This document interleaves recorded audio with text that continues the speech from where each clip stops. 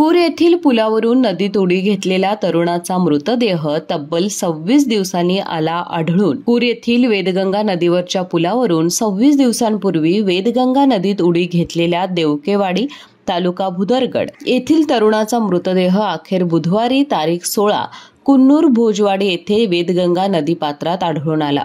अमित तानाजी रोकडे वय 25 असं त्याचं नाव असून तो कागल येथील एका हॉटेलमध्ये काम करत होता.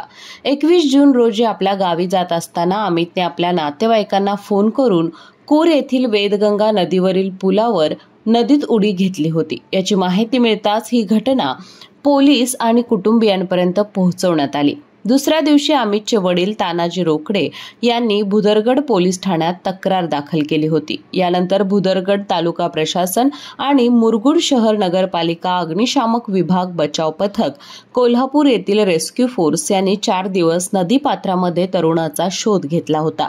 त्यानंतर शोध मोहीम थांबवण्यात आली होती.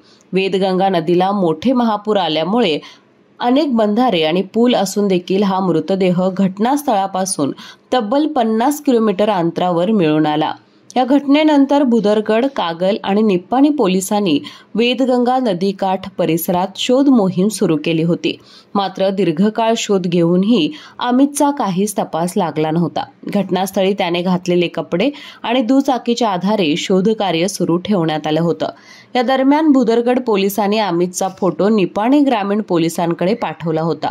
बुधवारी कुन्नूर भोज येथील वेदगंगा पुलाजवळ पाण्याच्या प्रवाहातून वाहत आलेल्या झाडांच्या आणि वेलींच्या जाळ्यात एक मृतदेह अडकलेला असल्याचं निपाणी ग्रामीण पोलिसांच्या निदर्शनास आलं. अग्निशमन दलाच्या मदतीने मृतदेह बाहेर काढून ओळख पटवण्यासाठी अमितच्या नातेवाईकांना बोलवण्यात आलं. त्यांनी मृतदेहाची ओळख पटवली. मृतदेह सडलेल्या अवस्थेत आढळून आल्यानं घटनास्थळी पंचनामा करून तो नातेवाईकांच्या ताब्यात देण्यात आला.